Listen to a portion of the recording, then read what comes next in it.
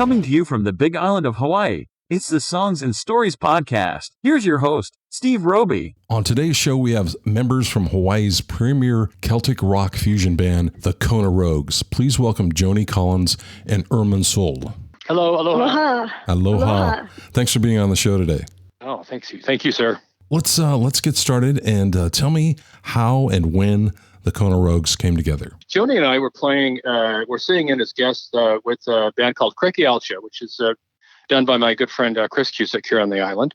We were doing a St. Paddy's Day gig down at a local venue called Quinn's Almost by the Sea, and just having a heck of a good time with taking Irish music and kicking it up more than a few notches into what I would just consider closer to rock than just what you might think is traditional Irish music. Shortly after that, maybe about a year or so after that, I called her on a lark again, saying, we ought to do this full on. What do you think about getting into a Celtic rock fusion group? Doing what you do with violin, and I'll do what I do on harp, and we'll add some other people for a full band. And she said, absolutely, she was into it. And I pulled together some material, and we just started tossing it her way. And she took it and ran with it with her violin. And man, I loved it. And the rest is, here we are. All right. Is that how it came together, Joanie? That is pretty much it. And, Irminsul is such a joy to play with. He's one of the few people I play with that we can start off with, say, Paco Bell. And all of a sudden, one of us gets this harebrained idea to segue into Eleanor Rigby, or then go into, Led Zeppelin song. Nice. And the other one will just go, oh, that's where we're going? He just throws his head back and gives out a big laugh, and off we go. Well, let's talk about the background of the band members. Tell me who's in the band and where they all came from. Okay, well, additional to Joanie and myself, we have a guy on electric guitar who's actually been a friend of mine, and Joanie knows him too. He's kind of an icon here in Kona as well. His name is Seishi Saigusa, and Seishi is a trip. He is not only a great guitarist, he plays just about anything, and he's so happy about it. He's just so happy and grateful to play anything you pull him into. He can just make it shine. Great enthusiasm. Oh, yes. Yeah. So he's doing the guitar work right now for this. And then we have just recently had join us a drummer named Todd Oldham. Todd is quite a person. He's been on the islands for a long time. He lived in Kauai for something like 15 years and played with some of the greats to come through the islands at various times. I believe he said Pat Metheny at one point. There's a name for you. That's who we've got working so far right now with us. Let's talk about the debut album, Battin Down The Hatches, and how it came together. I have to admit, and this, some people find this controversial or not, but we are also driven by a lot of rebel tunes, and the sentiment in it is about struggle, and it's about freedom.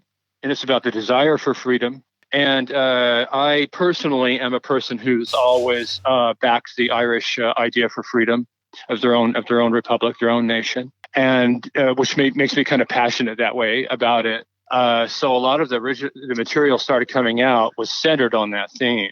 Was centered about how we take this. What is the place of the Irish Republic now? In today, after all that's gone on. Like, I think one of the songs you're going to play, the Pikes Will Be Together, if I got that right, it's kind of picked up the story from the traditional tune and put it into a new one. And so we basically, run off on that. And the difference is that we think we can make insurrection something you can dance to. How's that, Steve? That should be your tagline, yeah? We make a revolution you can dance to. Yeah. So, yeah. All right. Yeah, there you go. Well, I've got Pikes Will Be Together queued up to play. Let's give that a listen to now here on Songs and Stories.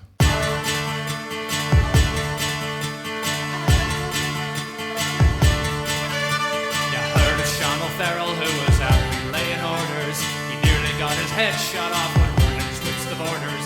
So now he's being spelled by another Finian soldier, calling out the old brigade as the light paths come closer. The Pikes will be together, the Pikes will be together, the Pikes will be together, and the nation will be one.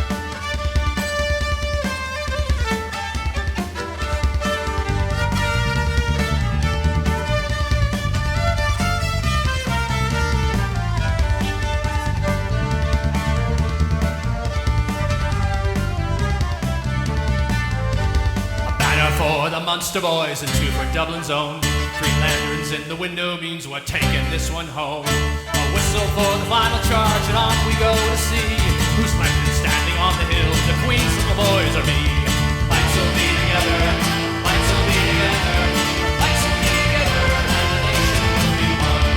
Pikes will be together, Pikes will be together, Pikes will be together, and the nation will be one. Pikes will be together, the Pikes will be together, the Pikes will be together, and the nation will be one. The Pikes will be together, the Pikes will be together, the Pikes will be together, and the nation will be one. The Pikes will be together, the Pikes will be together, the Pikes will be together, and the nation will be one. The Pikes will be together, the Pikes will be together, the Pikes will be together, and the nation will be one. Hey there, this is Chris Stark, and you're listening to the Songs and Stories podcast. Do me a favor and check out my website, chrisstark.com, where you can sign up to my newsletter, find links to my social media, and pick up my latest album on CD or digital download. Have an awesome day. Aloha.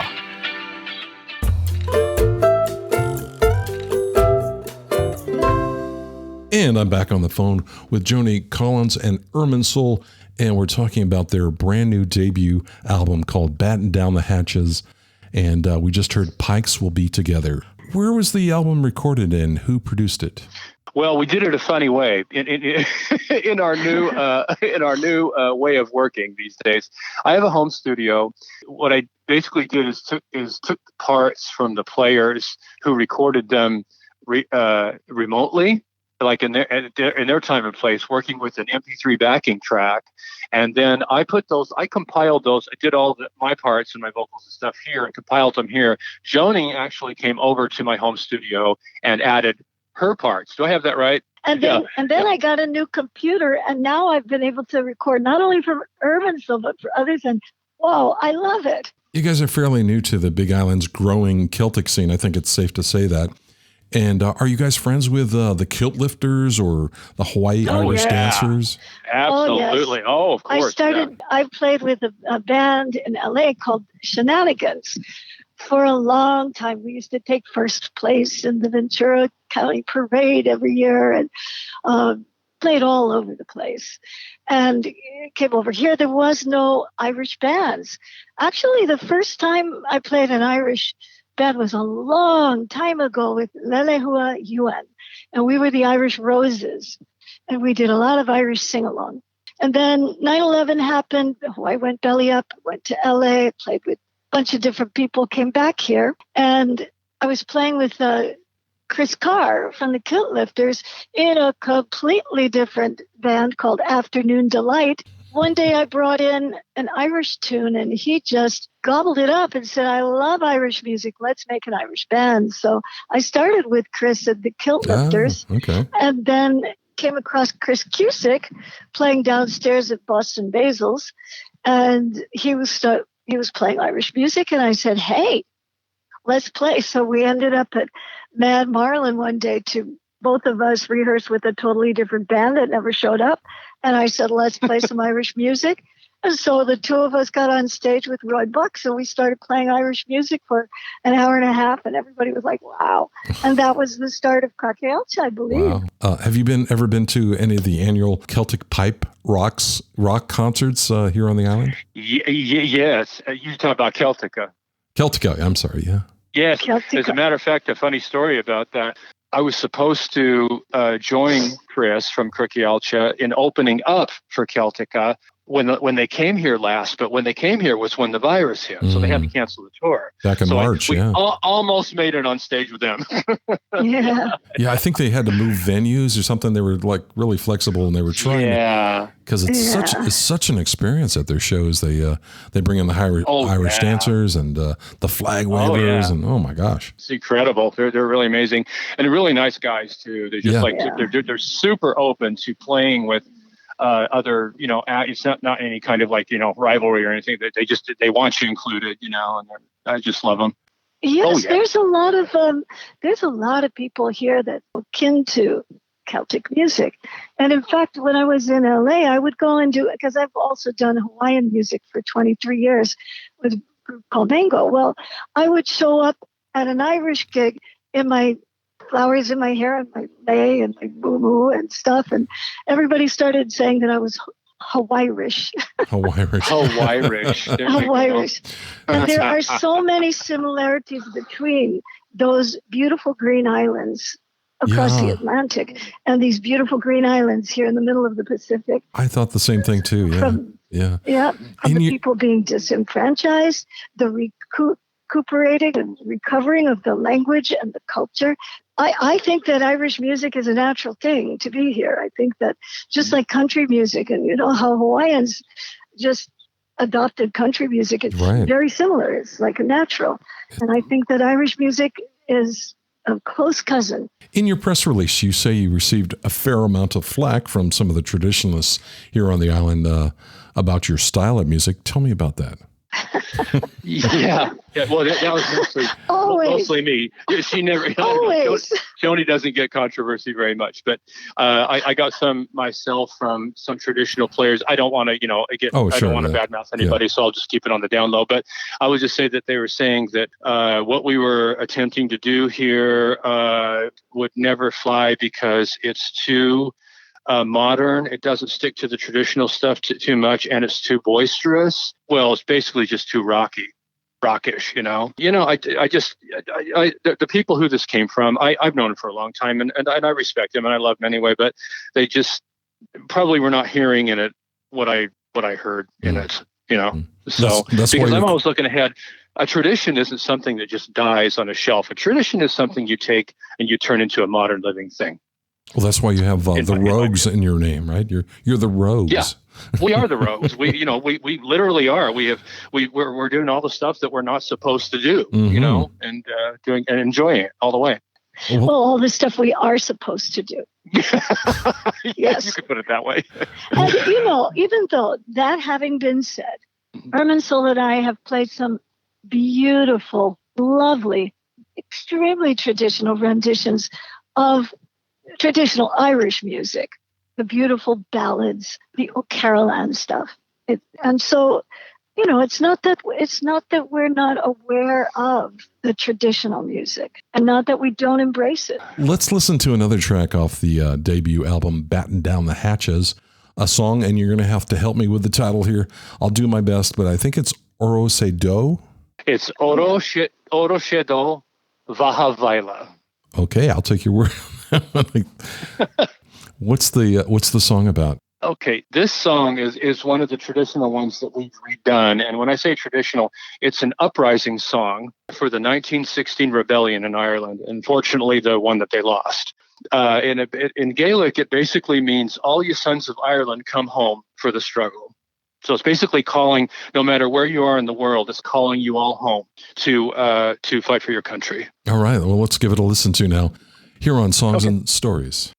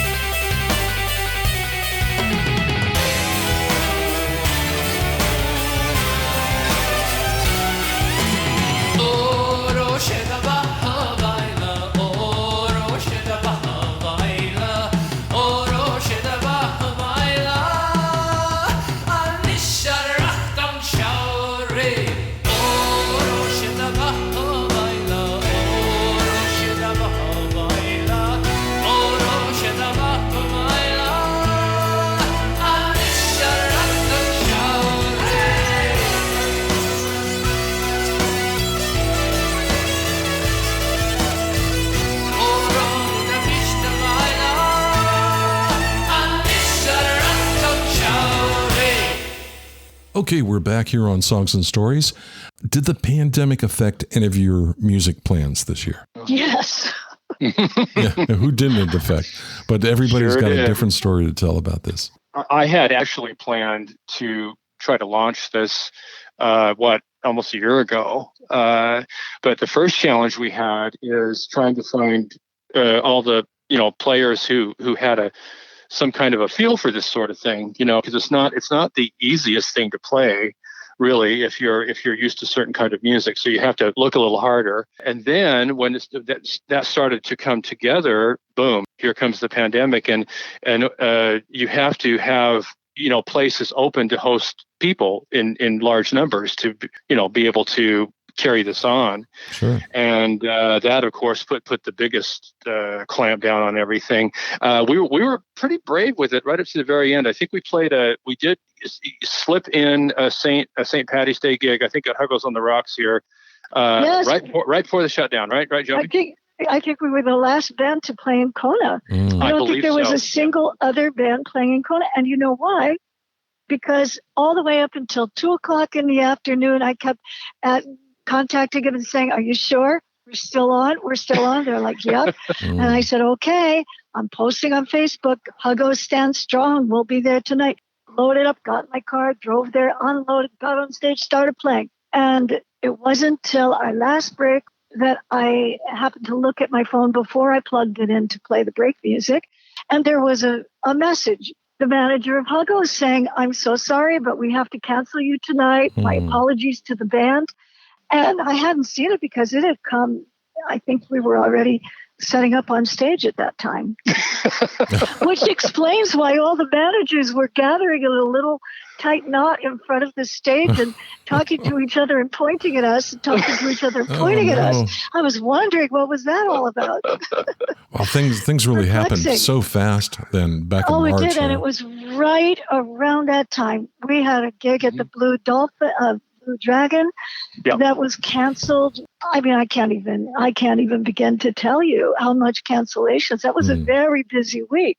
And it was also Commonwealth Philharmonic's last concert of the season that Sunday. And that was canceled as well. I mean, there was so much that got canceled. Wasn't even aware of how much everything was getting shut down until the day after St. Patty's Day. And then I went, oh my God. Good thing it was raining pretty hard, but there were so many people that showed up at Huggles despite the rain, despite the shutdown and the pandemic and everything. It was amazing. There was this moat of sand between the band and the people up there, and I was glad of that. Well, things are starting to sort of return slowly here on the island. There's maybe a handful or so of venues in Kona that are offering music, kind of sporadically, not on a regular basis. And I've been to an outdoor show at one of the resorts where they can hold about 90 people, but everybody's spread out and, there's hand sanitizers everywhere. It's slowly coming back. I think it's going to still be a while. The health of the community, the health of ourselves is paramount, for us. So we're good with it. Yeah. So what's in store for the Kona Rogues for the rest of the year? Are you working on any new songs? We're still, the debut album's of course been launched, but there's always, up to something new. There's a couple of things stirring right now. There's new. One of them managed to squeeze on the last track on the album. I don't know if you'll probably hear it at some point there. And it features Joanie's violin next to some pipe drones. It's called the Lenadoon Lament. And it's a bit of a difference from what we did the rest of the album, because it's just, rather than this, headbanging, Irish stuff to get your blood boiling, it's suddenly this is slow, what I call a funerary air for a lost battle in a place called Lenadoon. And it's just got her. It's very. She really knocked this one out of the park. And she did it remotely. She did the part herself. She sent it to me, and I put it over the pipe part. Wow. It was like, wow. So yeah. Thank you. Yeah, it was. I'm really enjoying doing this remote recording. Actually, even though this pandemic really pulled the rug out from under my feet. I mean, kaboom. Yeah. And I've tried to continue. I teach Pilates and I teach music, violin and ukulele and piano and all kinds of things. So I've tried to keep my people moving, and I've tried to keep them playing music by doing things over Zoom. It's just always technologically challenging, and it's been quite stressful. But then this new door has opened and I got a new computer, and it actually works. It makes a big difference.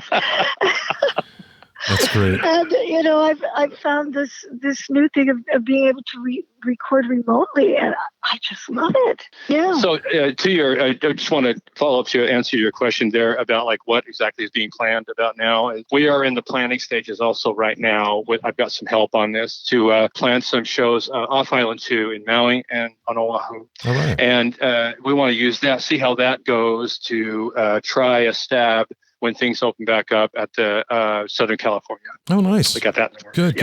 Well, what's the best way for folks to find your music and follow you on social media? Okay. Well, we just got distributed through a service called DistroKid. I guess we're one of the biggest distributors online. And that means we are picked up we're on Spotify. We are on iTunes. We are on Apple Music. We are on Google Play. We are on Amazon. We are on Pandora. It's like all the biggies. We are everywhere now. That's good. Congratulations. That's good. Oh, thank you. Thank you. We might even, what do you think of doing a virtual concert, Irminsul? I think that would be awesome. Yeah. That's definitely we been should talk there. about doing that. Sort of a Zoom thing? I would love something like that. Yeah. I'd love to do that. Well, keep us posted.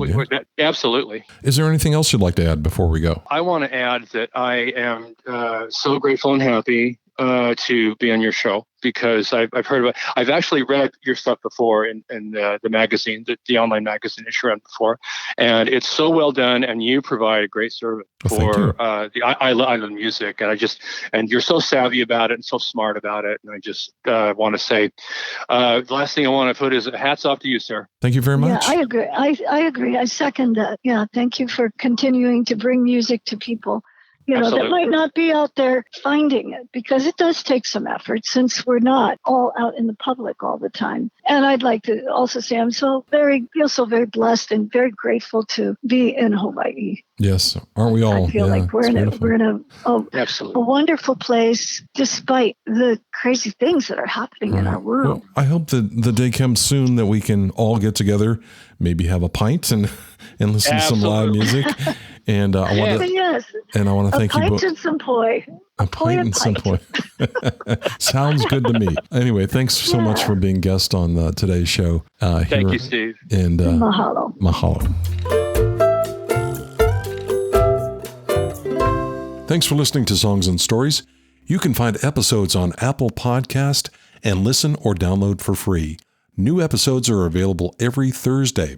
Songs and Stories is produced by Big Island Music Magazine. Find us on the web at bigislandmusic.net. Be sure to follow us on Facebook. I'll see you next week on Songs and Stories. Aloha.